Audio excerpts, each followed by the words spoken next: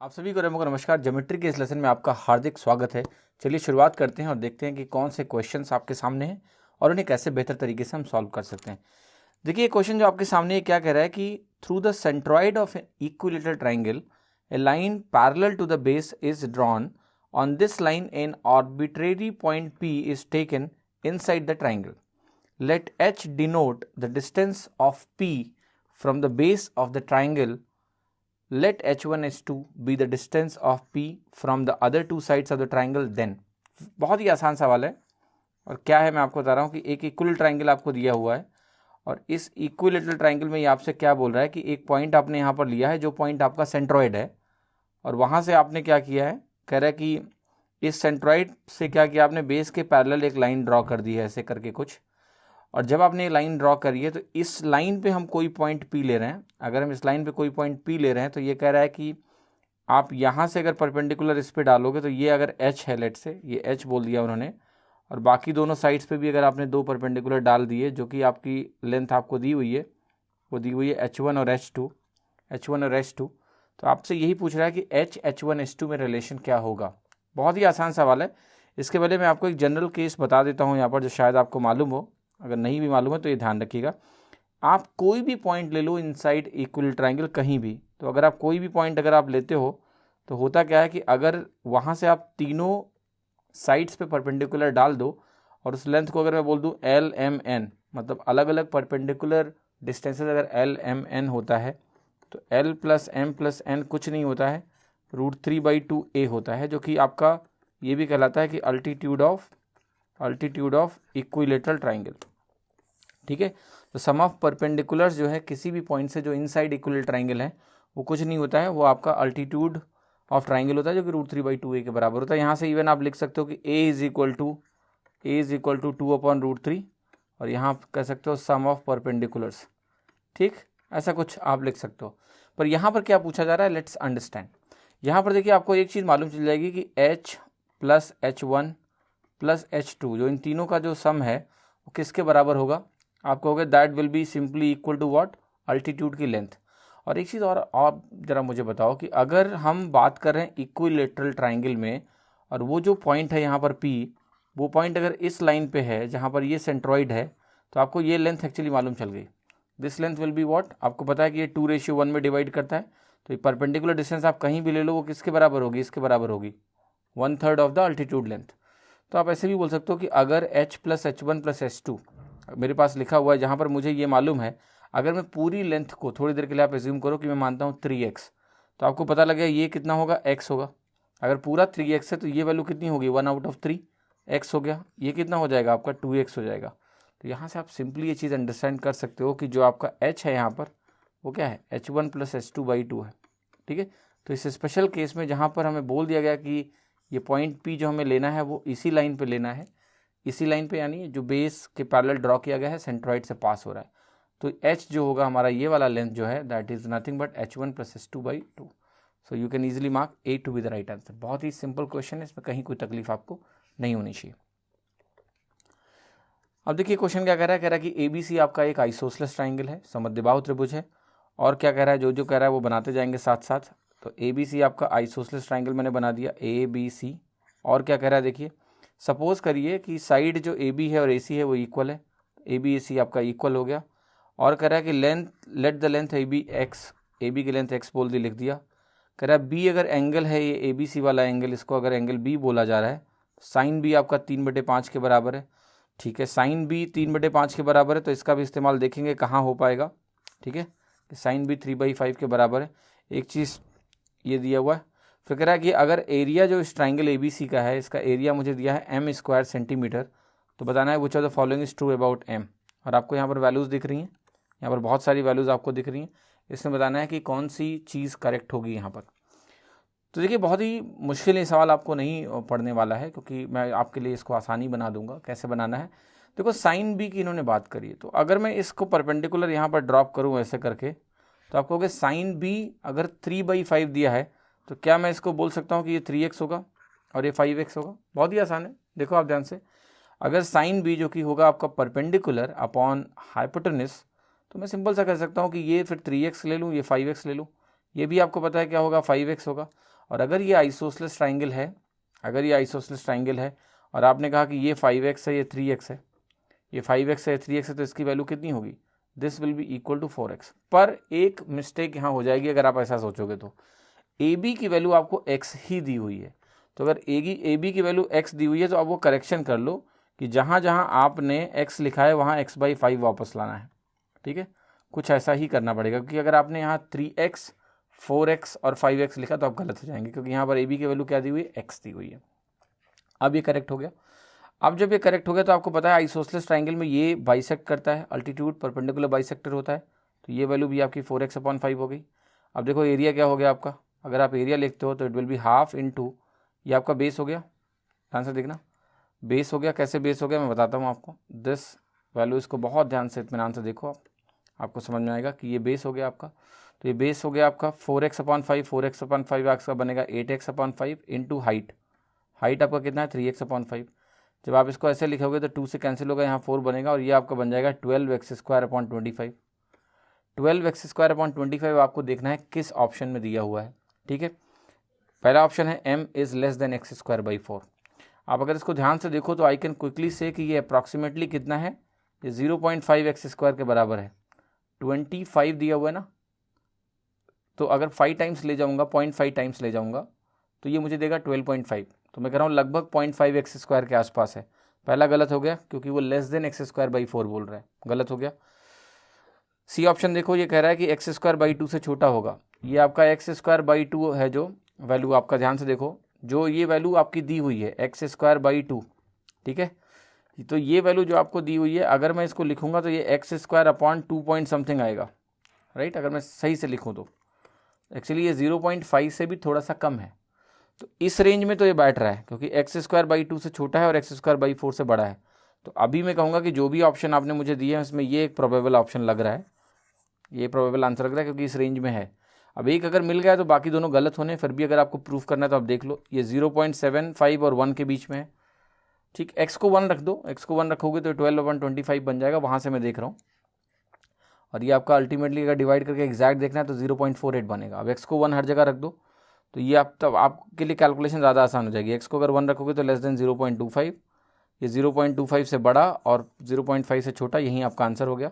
बाकी सब गलत हो जाएंगे। 0.575 से 1, ये आपका हो गया 0.5 से लेकर 0.75, ये भी गलत हो गया, ठीक है। That's how you can easily get the answer. इस क्वेश्चन में आपको कहीं कोई चैलेंजिंग चीज़ नज़र ही नहीं आने वाली है, ठीक है। तो एक तो ये तरीका हुआ। देखिए दूसरा तरीका मैं आपको और बताता हूँ कि अगर ये आप बाई 5 से डील नहीं करना चाहते हैं तो आपको क्या करना चाहिए। अगर आपको ये पसंद नहीं आ रहा है तो देखो आपको क्या करना है। आप जो लेके चल रहे थे ना, अभी थोड़ी देर पहले मैंने बोला ना कि आप यहाँ पर कहो कि 3/5 अगर आ रहा है तो मैं इसको 3 बोलूँगा, इसको मैं 5 बोलूँगा, तो ये अपने आप 4 हो जाएगा। यहाँ आपको कोई कन्फ्यूज़न नहीं होना चाहिए। जब आपने इसको 3 4 5 लिखा तो ये भी वैल्यू आपकी 4 होगी। आप एरिया लिख लो सीधे, अगर आपको स्केल फैक्टर की नॉलेज है तो इसमें कुछ भी बचेगा नहीं, हम आसानी से कर लेंगे। एरिया आ जाएगा हाफ इंटू 8, ध्यान से देखना, एरिया कितना आ गया आपका, एरिया आपका आ गया half into 8 into what into 3, कितना आ गया आपका 12 आ गया, एरिया आपका 12 आ गया। अब देखो हमने इस क्वेश्चन में क्या किया है, x की वैल्यू हमने क्या रखी है 5, x की वैल्यू हमने क्या रखी है 5। आपको यही देखना है कि किस ऑप्शन में x की वैल्यू 5 रखने पे हमारा जो आंसर है वो उस रेंज में आएगा। आप खुद देखोगे, आप होगे अगर मैंने x की वैल्यू 5 रखी तो ये बनेगा 25/4।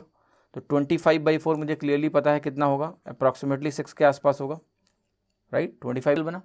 अब ध्यान से देखो कि पहला जो ट्राइंगल बना, इनका जो साइड है, अगर मैं कहता हूँ A1, A1 आपको क्या मिला, a/2 मिला। अगर मैं आपसे बोलता एरिया में क्या हुआ तो आप कहते एरिया अब आपका हो जाता 1/4, साइड हाफ हुई, एरिया 1/4 होता, तो आप कहते ये हो जाता √3/4 और a² जो आता अब ये हो जाएगा आपका a²/4। या आप ऐसे भी कह सकते हो कि जहाँ से हमने शुरू किया था, जहाँ से हमने शुरू किया था उस एरिया को अगर मैं ओरिजिनल एरिया AO बोल दूँ तो ये उस एरिया का 1/4 है, क्योंकि वो √3/4 a² बनेगा। मैं आपसे बोलूँ कि पेरीमीटर क्या है तो आप कहोगे पेरीमीटर जो है सिंपल सा आप लिख सकते हो कि पहले पेरीमीटर था 3a, अब 3a/2 होगा। या फिर मैं ये भी बोल सकता हूँ कि जो पहले पेरीमीटर था P0 उसका हाफ होगा, ठीक है। ऑल राइट, तो देखिए पेरीमीटर आपका हाफ हो गया। पेरीमीटर अगर हाफ हो गया तो अब मैं बात करता हूँ, लेट्स से कि हम अगले ट्रायंगल की बात करें कि फिर से हमने मिड पॉइंट्स पकड़े और फिर से अगर हम मिड पॉइंट्स को ज्वाइन करेंगे तो आप खुद बताओ मुझे अब क्या होगा, फिर से आपको इक्वल ट्रायंगल मिलेगा। जिसका एरिया अगर मैं कंपेयर करूंगा तो इस वाले के एरिया से तो 1/4 होगा, बाहर वाले के एरिया से क्या होगा, बाहर ये वाला ऑलरेडी पहले वाले का 1/4 था, फिर से 1/4 हो जाएगा, तो ये 1/16 हो जाएगा। तो अगर मैं यहाँ पर आपको A2 डिफाइन करके दूं तो A2 की अगर मैं बात करता हूँ तो ओरिजिनल ट्राइंगल से उसका साइड क्या होगा, पहला वाला हाफ था, फिर से हाफ हो गया, तो आपको हो गया A/4 हो गया। पेरीमीटर क्या होगा, अगर साइड 4th हो गई तो पेरीमीटर भी वही हो जाएगा। P2 अगर आप लिखते हो तो पहले ओरिजिनल पेरीमीटर P0 का क्या होगा, 1/4 हो जाएगा। अगर मैं एरिया की बात करूँ तो आपको होगा साइड अगर 1/4 है तो A2 जो एरिया होगा ओरिजिनल एरिया का क्या होगा, 1/16 होगा। Now what we can do, अब मैं इसको जनरलाइज करने जा रहा हूँ।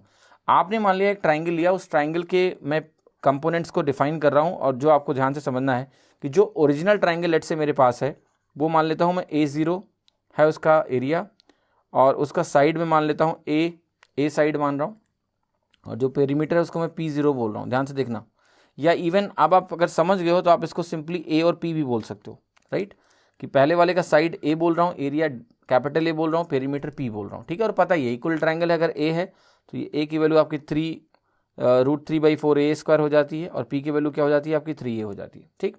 अब मान लिया आपने मिड पॉइंट्स को ज्वाइन किया, और मिड पॉइंट ज्वाइन के जो पहला ट्राइंगल आपको मिलता है उस ट्राइंगल को मैं बोल रहा हूँ T1, ठीक है। फिर आपने फिर से मिड पॉइंट्स को ज्वाइन किया, दूसरा ट्राइंगल आपको यहाँ मिलेगा, दूसरा ट्राइंगल जो आपको मिलेगा आप उसको बोलोगे T2, ठीक। तो अगर मैं इसमें बोलता हूँ कि Tn, तो Tn क्या है, nth ट्राइंगल जो बनाया गया इस प्रोसेस में मिड पॉइंट्स को ज्वाइन करके फर्दर, तो वो Tn होगा। अब देखो Tn जो ट्राइंगल है उस Tn ट्राइंगल के पर्सपेक्टिव में मैं कुछ चीज़ें लिख रहा हूँ, वो ध्यान रखना। जो साइड इसका An होगा वो पहले वाला जो ट्राइंगल है उसका साइड अगर A है तो A अपॉन क्या होगा, A अपॉन क्या होगा, क्या वो A/2 होगा, क्या वो A/2 होगा, आपको होगा पहली बार A/2, फिर A/2⁴, ऐसे करके होता है कि 2 स्क्वायर होता है, A/2 फिर A/2 स्क्वायर फिर A/2 क्यूब, ऐसे करके होता है। देखिए यहाँ पर आप मिस्टेक मत करना वरना आपकी पूरी अंडरस्टैंडिंग गड़बड़ हो जाएगी। देखिए पहले A1 A/2 आया, A2 A/4 आया, अगर मैं A3 लिखूंगा तो क्या होगा, इसका भी हाफ हो जाएगा, A/8 बनेगा। तो वो 2 की पावर्स में चेंज हो रहा है, 3 की बात कर रहा हूँ तो 2 क्यूब बन रहा है, तो आप कहोगे n की बात करो तो A/2n बनेगा। पहली बात ये साइड है कि जो an होगा वो A/2n होगा। अगर मैं बात करूँ कि भाई एरिया क्या होगा, अब आप कहोगे देखो एरिया अगर निकालना है आपको an, तो an एरिया अगर पहले एरिया a है तो हो जाएगा 2/2n, ठीक है, क्योंकि एरिया लेंथ का भी स्क्वायर होता है, तो ये बन जाएगा। आप कहोगे पेरीमीटर निकालना है Pn, तो वो वही होगा कि अगर पहले का पेरीमीटर P है तो ये /2n होगा। तो 3 जो बातें मैंने आपके सामने लिखी हैं इनको आप अच्छे से समझ लो, क्योंकि क्वेश्चंस एग्जाम में ऐसे बनते हैं कि वो डायरेक्टली आपसे क्या पता पूछ ही ले कि बताओ 7वें ट्राइंगल का क्या होगा पेरीमीटर पहले ट्राइंगल के रेस्पेक्ट में, मतलब 7th ट्राइंगल जो इस प्रोसेस में बनेगा, 7th ट्राइंगल जिसमें T1 क्या है, पहले के मिड पॉइंट को ज्वाइन किया तो पहला ट्राइंगल बना, ठीक है। सो आपका 7th अगर करोगे तो कहोगे 2⁴, तो पेरीमीटर क्या होगा 2⁴, यानी 128 से डिवाइड हो जाएगा। तो इस तरह से आपके क्वेश्चंस करने की जो एबिलिटीज़ हैं वो बढ़ जाएंगे। तो ये तो हुआ इंडिविजुअल ट्राइंगल के बारे में, अगर मुझे निकालना है तो मैं ऐसे लिख दूंगा। लेकिन यहाँ पर देखिए क्वेश्चन क्या पूछा गया है वो ज़रा अच्छे समझ लो। यहाँ क्वेश्चन पूछा गया है कि सबका सम करना है आपको, किसका, एरिया का। तो ये भी एक इंपॉर्टेंट पेरीमीटर है जो आपको समझना है। तो मैं लिखता हूँ एरिया सम। अब देखो एरिया सम कैसे आएगा, आपको कि पहले वाले का एरिया क्या है, √3/4a², ठीक, इसको मैं कॉमन लूँगा। आपको पता है एरिया हर बार क्या हो रहा है, 1/4 टाइम्स हो रहा है, तो 1/4 + 1/16 प्लस डॉट डॉट डॉट कहाँ तक जाएगा, अप टू इन्फिनिटी। तो जो सम ऑफ एरियाज आएंगे अप टू इन्फिनिटी अगर आप करते हो इस तरीके से, तो एक चीज़ ध्यान रखना कि जब भी ज्योमेट्रिक प्रोग्रेशन होता है और इनफाइनाइट जीपी होता है, तो जीपी है इनफाइनाइट जीपी है, तो इनफाइनाइट जीपी का जो सम होता है वो ध्यान रखना क्या होता है, A/1 - r होता है, जहाँ r क्या होता है, कॉमन रेशियो, जहाँ a क्या होता है, फर्स्ट टर्म, ठीक है। तो यहाँ पर √3/4a² आपका तो आ ही गया, और यहाँ पर देखो ब्रैकेट में जो जीपी आपको दिया है यहाँ कॉमन रेशियो क्या है, 1/4। r होता है किस टर्म से बार बार मल्टीप्लाई हो रहा है, 1/4। फर्स्ट टर्म 1/1 - 1/4 हुआ। जब आपने ये किया तो ये नीचे सिंप्लीफाई होकर 3/4 देगा, ऊपर जाएगा 4/3 बनाएगा, 4 से 4 कैंसिल हो जाएगा। ये अल्टीमेटली जो वैल्यू आपकी आने वाली है वो आने वाली है a² / √3, ठीक। अब ये जो मैंने लिखा है आपके लिए ये काम की चीज़ है, ध्यान रखना इसको। काम की चीज़ इसलिए है क्योंकि जब भी आपसे बोला जाएगा कि मिड पॉइंट्स को ज्वाइन करते ट्राइंगल बनाते रहो बनाते रहो बनाते रहो, सारे जितने ट्राइंगल बने इन्फिनिटी तक, इनफाइनाइट टाइम से करो, टोटल एरिया क्या होगा, वो होगा a² / √3। तो इक्वल ट्राइंगल के केस में ये एक स्टैंडर्ड रिजल्ट है a² / √3 जो आप ध्यान रख सकते हो, ठीक है। अगर आपसे यही पेरीमीटर पूछा जाता तो पेरीमीटर देखो क्या होता कि इनफाइनाइट पेरीमीटर का सम अगर करोगे तो पहले का पेरीमीटर 3a है, फिर 1/2 कॉमन रेशियो है तो 1 - 1/2 आ जाता, और टोटल पेरीमीटर का जो सम होता, सारे ट्राइंगल जितने भी बने उनके पेरीमीटर का सम बता दो तो that will be equal to 6a। ठीक है, तो ये भी एक स्टैंडर्ड रिजल्ट है जो आपको ध्यान रखना है। मैंने आपको सारी चीज़ें बना दी कि अगर nth ट्राइंगल है तो उसकी साइड क्या होगा, एरिया क्या होगा, उसका पेरीमीटर क्या होगा, साथ ही साथ अगर सबका सम निकालना है तो एरिया आएगा a² √3 और पेरीमीटर आपका आ जाएगा 6a। बस इस सवाल को ध्यान से देखते हैं क्या है। ये सवाल क्या कह रहा है कि आपकी जो इक्विलेटरल ट्राइंगल है उसमें क्या कह रहा है आपसे कि 16 सेंटीमीटर का इक्विलेटरल ट्राइंगल है, उसमें यही काम बार बार किया गया है, सम बताना है। a² √3 एरिया होगा, बताया मैंने अभी आपको, तो a² √3 क्या हो जाएगा आपका, a² will be equal to 256, क्योंकि a की वैल्यू 16 दी है अपॉन √3, यही आंसर हो गया। कहाँ लिखा हुआ है 16 256 अपॉन √3, यहाँ लिखा हुआ है बी ऑप्शन। अगर सिंप्लीफाई करोगे √3 से तो √3 बचेगा नीचे, 256 अपॉन √3, यानी B option will be 100% correct option. Very simple question, आपको लॉजिक पता है, पर जो चीज़ें मैंने एक्सप्रेशंस आपको लिखवाए हैं ना, ये कहीं नोटबुक में नोट कर लेना, इंपॉर्टेंट है। ठीक है, डायरेक्टली यूज हो सकते हैं एग्जाम में। अब देखिए क्वेश्चन क्या कह रहा है आपसे, ये क्वेश्चन कह रहा है कि ABC एक राइट एंगल ट्राइंगल है, ABC आपका एक राइट एंगल ट्राइंगल है, मैं लिख दे रहा हूँ A, मैं लिख रहा हूँ यहाँ पर B और यहाँ पर C, जिसमें आपका एंगल B आपका 90 डिग्री है, BC की वैल्यू आपकी A के बराबर है। और एक इंपॉर्टेंट चीज़ ये कह रहा है यहाँ पर कुछ, वो देखते हैं। वो कह रहा है कि if n points L1 L2 Ln on AB पे आपको n पॉइंट्स लेने हैं, n पॉइंट्स ऐसे लेने हैं, L1 L2 ऐसे करके हमें जाना है डॉट डॉट डॉट LN तक। तो कह रहा है कि जब आप इस तरह से n पॉइंट यहाँ पर लोगे तो उससे हो क्या रहा है कि ये n+1 पार्ट्स में डिवाइड हो जाएगा। ये कैसे समझोगे, देखो अगर आपने 1 पॉइंट लिया तो 2 पार्ट में डिवाइड हो जाएगा, अगर आपने यहाँ पर 2 पॉइंट्स लिए मान लिया बीच में तो देखो 1 2 3 पार्ट्स में डिवाइड होगा। तो ऐसे अगर आपने n पॉइंट लिए हैं तो n+1 पार्ट में डिवाइड होगा। यहाँ पर इसको बोल रहा है L1 देन L2 ऐसे करके, ये पॉइंट आपका Ln है। ठीक, फिर ये कह रहा है कि ऐसे आपको क्या करना है कि इसमें क्या करना है हमें AB और such that AB is divided n+1 equal part, समझ में आ गया। और कह रहा है कि L1 M1 L2 M2 LM NN are line segment parallel to BC। ठीक है, पैरेलल टू BC। अब देखो यहाँ पर क्या कह रहा है आपसे कि यहाँ से आप पकड़ो L1 और इसके पैरेलल, बेस के पैरेलल जो आपका, सॉरी इसके पैरेलल, यहाँ बेस आपका BC है ना, तो इस बेस के पैरेलल आपको एक लाइन ऐसे खींचनी है, ये आपका L1 M1 कहलाएगा। ऐसे ही आप एक लाइन खींच सकते हो जिसको आप बोलोगे L2 M2, ऐसे एक लाइन खींच सकते हो जिसको आप बोल सकते हो L3 M3, है ना। सो एंड सो ऑन ऐसे करके लाइन जाएगी, लास्ट वाली जो लाइन है आपकी LN MN आपकी बन जाएगी लाइन। तो इस तरह से आपकी लाइन्स बन गई। अब देखिए इंपॉर्टेंट यहाँ पर ये है कि ये क्या पूछ रहा है आपसे कि जो ये लेंथ्स हैं आप लिख रहे हो L1 M1 L2 M2 L3 M3 up to LN MN, तो इनका जो सम है वो क्या होगा, L1 M1 L2 M2 L3 M3, इन सब का जो टोटल सम है वो क्या होने वाला है, जिसको ये बोल रहा है सम ऑफ लेंथ। और वो वैल्यू आपको कहीं ना कहीं यहाँ से कैलकुलेट करके यहाँ पर आपको बतानी है। तो देखिए इस क्वेश्चन को करने के तरीके बहुत हैं, बट सबसे बेस्ट तरीका जो है वो ये है कि हम इसमें यूज़ करेंगे वही variable to variable approach. Question variable में है, ऑप्शन वेरिएबल में है, तो we will try to solve this using that approach. इसका क्या मतलब है, देखो यहाँ पर इन्होंने क्या कहा है कि आपने इसको n+1 पार्ट्स में डिवाइड किया है क्योंकि आपने n पॉइंट लिए हैं। मैं कहूँगा मान लिया मैंने सिर्फ एक ही पॉइंट लिया है तो मेरा n कितना हो गया 1। तो n = 1 के लिए डायग्राम क्या बनेगा, ऐसा बनेगा, ये 2 पार्ट्स में ही डिवाइड होगा और ये मिड पॉइंट हो जाएगा इस पूरी लाइन का। ये साइड आपने A बोला है, तो अगर ये मिड पॉइंट हो गया और ये लाइन मैंने इसके पैरेलल खींची तो आप बताओ मुझे एक ही लाइन मिलेगी, वो है L1 M1। ठीक है, क्योंकि मैंने एक ही पॉइंट लिया है बस। तो इसमें जो टोटल सम की बात कर रहा है, अगर मैंने एक ही पॉइंट लिया है तो L2 M2 ये है होंगे ही नहीं। अगर ये होंगे नहीं तो केवल जो टोटल वैल्यू मुझे बतानी होगी वो किसकी बतानी होगी, अगर एक ही पॉइंट है तो मुझे सिर्फ L1 M1 बताना है। तो यहाँ पर आपको पता है ये वैल्यू क्या हो जाएगी, this will be equal to A/2। अगर मैंने n को 1 लिया यानी एक ही पॉइंट लिया, जो चीज़ n की वैल्यू n के लिए करेक्ट है वो n की वैल्यू 1 के लिए भी करेक्ट होगी। तो अगर मैंने एक ही पॉइंट लिया तो A/2 will be the correct answer. अब देखो किस ऑप्शन में n की वैल्यू 1 रखने पे A/2 आ रहा है, बी ऑप्शन में तो 0 आ रहा है, यहाँ पर आपका A आ रहा है, यहाँ पर आ रहा है तो इसको होल्ड किया, ऐसा ही हो सकता है। यहाँ n की वैल्यू अगर मैंने 1 रखी ये भी गलत हो गया। केवल सी ऑप्शन में आपका n की वैल्यू 1 रखने पे A/2 आ रहा है, जो कि मुझे साफ साफ दिख रहा है। मिड पॉइंट है ना, ये मिड पॉइंट से पैरेलल अगर आप खींचते हो तो ये भी मिड पॉइंट ही होता है और ये साइड हाफ होती है। तो थ्योरम है, that is what I know now कि by taking n = 1 only I can get my answer. कि वो सी ऑप्शन सही है। तो ये एक तरीका हुआ इस क्वेश्चन को करने का, जो कि मोस्ट सिंपल तरीका है, जिसमें आपको कोई दिमाग नहीं लगाना है। तो कई कॉम्प्लेक्स लुकिंग क्वेश्चंस जो है ना आपके इतने आसान हो जाते हैं सिर्फ वेरिएबल टू वेरिएबल यूज़ करके। तो वही मैं आपको दिखा रहा हूँ कि हमने जो गिवन डायग्राम था उसको इतना छोटा कर लिया, क्योंकि हमने जो चीज़ मेरी n के लिए करेक्ट है वो n=1 के लिए भी करेक्ट होनी चाहिए। और n=1 जब हमने लिया तो 3 ऑप्शन रिजेक्ट हो गए। अगर 3 ऑप्शन रिजेक्ट हो गए तो एक ऑप्शन जो है वो सही होगा ही होगा। तो I had no confusion about it and therefore ये मेरा आंसर हो गया। अब देखिए बात करते हैं कि अगर आप इसको ट्रेडिशनली लगाना चाहते हैं तो क्या करोगे। आपका फोकस सिर्फ इस पे होना चाहिए, इस ट्राइंगल पे आप ध्यान से देखो। अगर ये लाइन आपकी L1 M1 जो लाइन है that is parallel to BC, so I should not have any confusion in calling AL1 M1। और जो आपका ABC ट्राइंगल है कि ये दोनों ट्राइंगल जो है आपके ये सिमिलर हैं। Yes they are similar.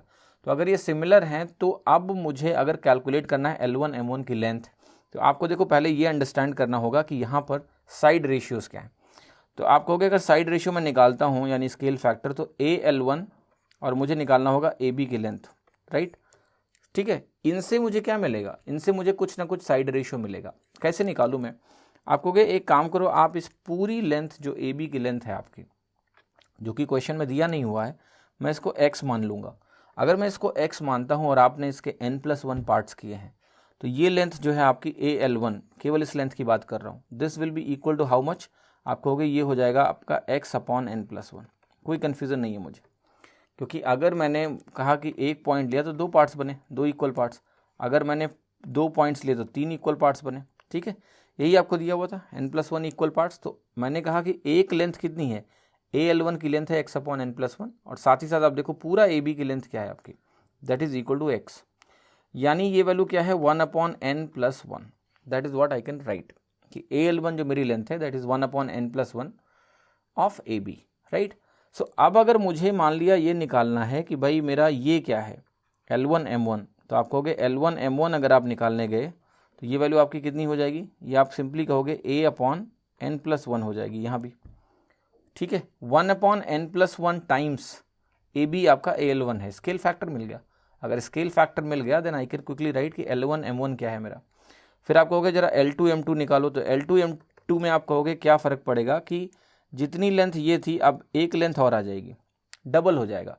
क्योंकि अब मैं जब ट्राइंगल दूसरा लिखूंगा जहाँ पर मेरा AL2 M2 होगा और ABC की बात करूँगा, यहाँ पर मैं AL2 लिखूंगा, तो AL2 की लेंथ क्या होगी, AL2 की लेंथ क्या होगी, आप कहोगे जो आपने x/n+1 निकाला, ध्यान से देखना पूरी लेंथ x है, x/n+1 निकाला, ये एक पार्ट हुआ। अब मुझे 2 पार्ट लगेंगे AL2 में, तो 2x अपॉन हो जाएगा, तो ये आ जाएगा 2a/n+1।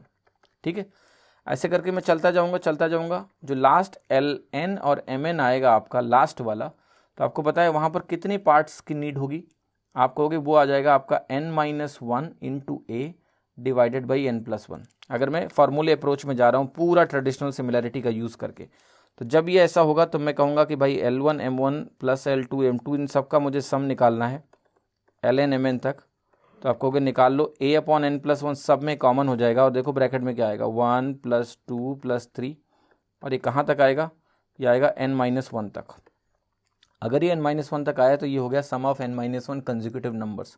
Some of n-1 consecutive numbers का जो सम होता है वो कुछ भी कैसे लिखोगे आप, वो कहोगे हो जाएगा n-1 into n divided by 2, right.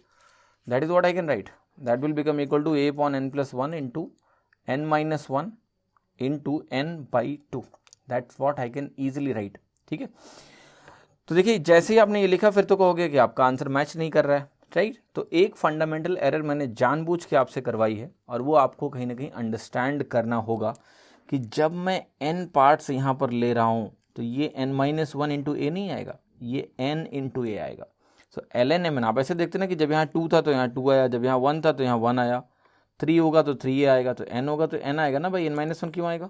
ठीक है, तो जब n-1 के बजाय यहाँ n आएगा तो ये हम n तक जाएंगे। अगर हम यहाँ n तक जाएंगे तो फर्स्ट n कंसेक्यूटिव नंबर का जो सम होता है वो n+1/2 होता है, और n+1 अगर कैंसिल हो जाएगा तो आपको मिलेगा an/2। तो ये हो गया ट्रेडिशनल तरीका ये दिखाने के लिए कि आपको अगर सिमिलैरिटी बेसिस पे इसको प्रॉपरली निकालना है तो ऐसे निकालोगे, बट एग्जाम में इंटेलिजेंटली काम करना है, we can just take 1 point and solve it. ठीक है, उम्मीद करता हूँ पसंद भी आएगा आपको।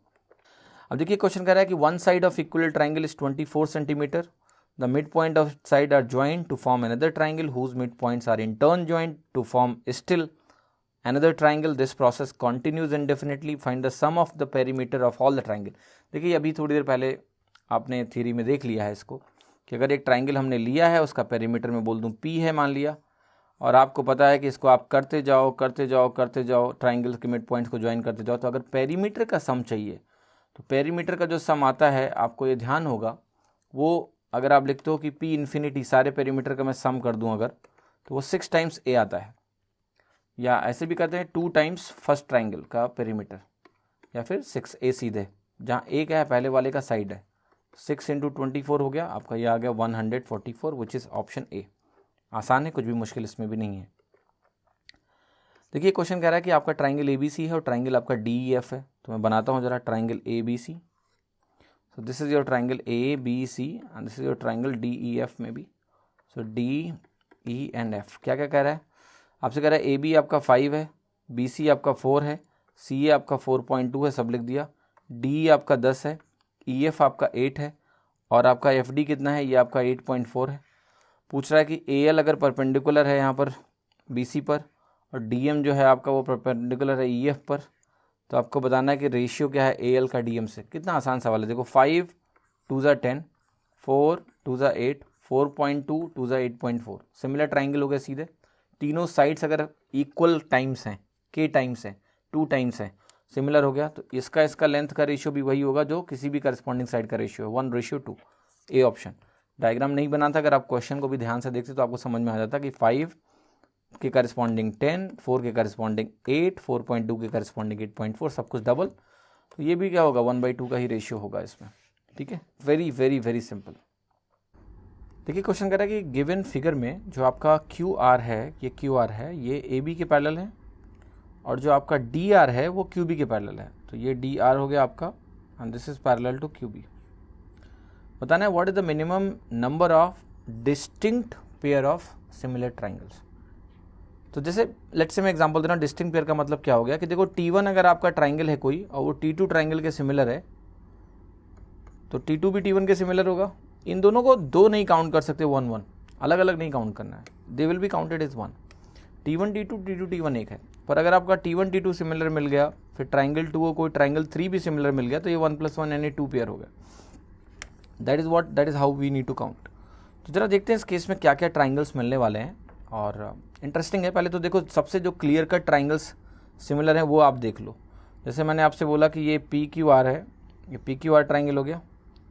अब QR अगर AB के पैरेलल साफ साफ दिया हुआ है, तो I can quickly say that triangle PQR जो है आपका, this is similar to triangle PAB।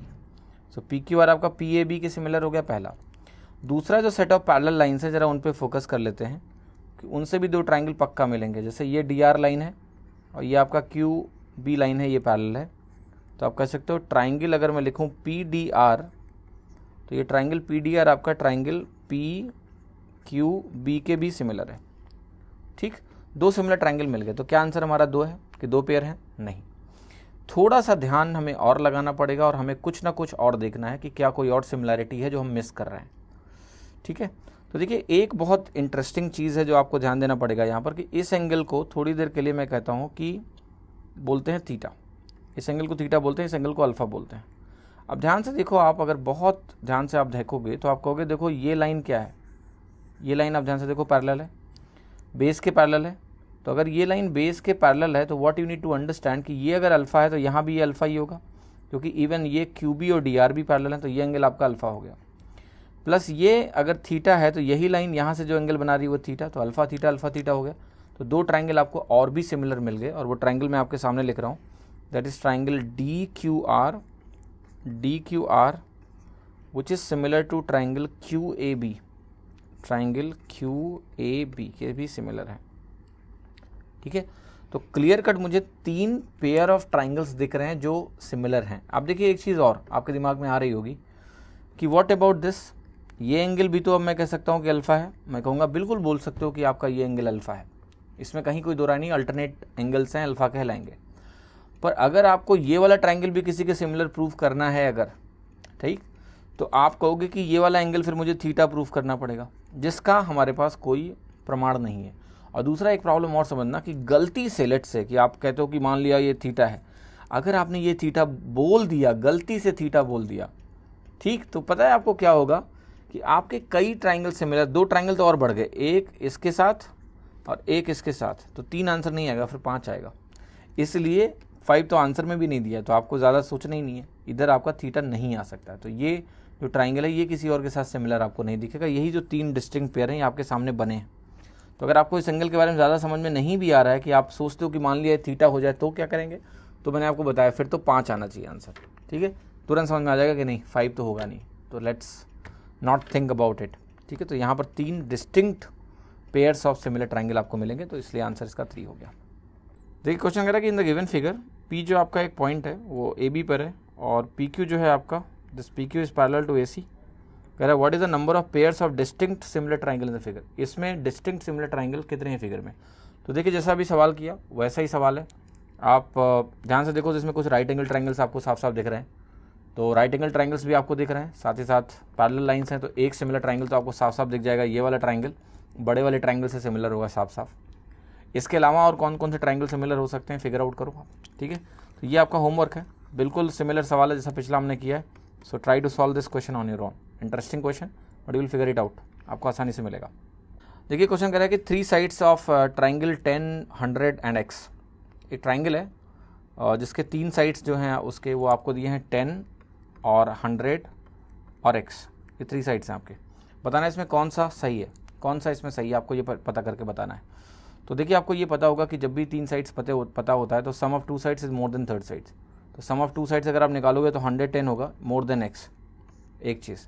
और इनका जो अंतर होता है, अगर अंतर निकालूंगा मैं तो 90 आएगा, ये अंतर जो है 3rd साइड से छोटा होना चाहिए। तो x जो है 90 से तो बड़ा होगा पर 110 से छोटा होगा, और ये मिला के आपका आंसर क्या हो गया, B option. x is more than 90 and less than 110, C option, B option. बहुत आसान सा क्वेश्चन है, इसमें आपको कोई कन्फ्यूज़न होना ही नहीं चाहिए, right. So that's how you can solve it.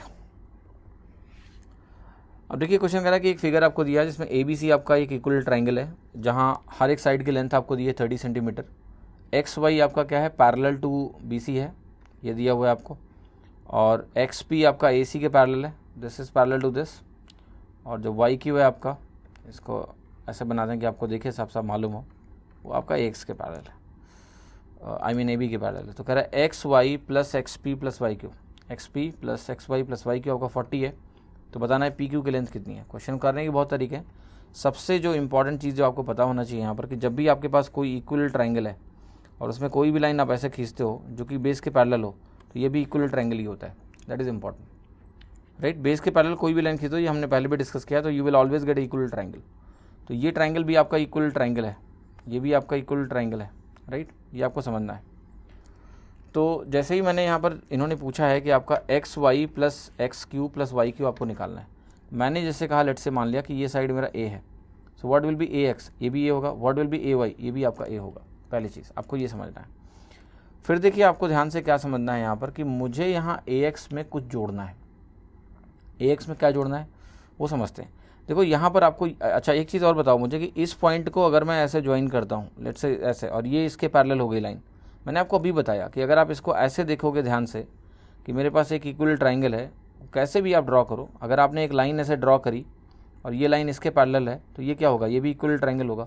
सो अगर ये भी मेरे पास इक्वल ट्राइंगल है and let's say for some time I am saying this is Y, अगर मैंने इसको वाई बोला तो क्या ये भी वाई होगा, yes, this if this is Y this is also Y, if this is let's say Y this is also going to be simply Y, क्योंकि ये तो सिमेट्रिक है। तो अगर इसको आपने वाई बोला है, सेम पैरेलल ऐसे खींचा है यहीं इस पॉइंट से, राइट, तो ये वाई और वाई ही होगा, राइट, समथिंग लाइक दिस। तो आप देखिए आपसे क्या पूछा जा रहा है, क्या दिया हुआ है, आपको दिया है कि X Y plus X P plus Y Q, इन तीनों का सम कितना है, 40 है। इन तीनों का सम कितना है, 40 है। तो ज़रा लिखते हैं क्या है, आपको बताना है X Y is A plus X P plus X Q, X P plus Y Q, I mean plus 2y, ये आपको 40 दिया हुआ है। आप मुझे बताओ कि a प्लस वाई कितना है। a plus Y is nothing but a plus Y side की लेंथ है, a और y को जोड़ दो, साइड होगी किसकी, इक्वल ट्राइंगल की। a प्लस वाई आपका 30 बन गया, तो 30 प्लस वाई मेरा कितना बन गया, 40। What is y, 10। तो y अगर 10 है तो ये भी 10 हो गया, ये y 10, इक्वल ट्राइंगल है ना, तो ये भी 10 बन गया, 10 10 और पूरा कितना है 30, पूरा साइड 30 है, तो ये कितना हो गया 10। तो बेसिकली ट्राइसेक्शन हो रहा है यहाँ पर, ये वैल्यू आपकी कितनी हो गई 10। तो इंटरेस्टिंग सा क्वेश्चन है, बट एक बेसिक फंडामेंटल है जिसके बेसिस पे सवाल पूरा बना हुआ है कि एक इक्वल ट्राइंगल है, उसमें किसी भी साइड के पैरेलल एक लाइन ऐसे खींच दो तो ये वाला ट्राइंगल इक्विलेटरली होता है, और उसी का इस्तेमाल करके इस क्वेश्चन को हम फटाक से कर सकते हैं बिना किसी समस्या के। अब देखिए क्वेश्चन क्या कह रहा है, कह रहा है 3 साइड्स हैं इक्वल ट्राइंगल की जो 15, 25 एक्स है, तो बताना है कौन सा करेक्ट है। बिल्कुल ऐसा ही सवाल हमने किया अभी, सम ऑफ द साइड्स और difference of the sides use करके आप लगा लो, ठीक है। तो ये भी आपका होमवर्क है, इजी क्वेश्चन है, कुछ दम नहीं है, आसानी से आप इसको कर सकते हो। Try it out and solve it on your own.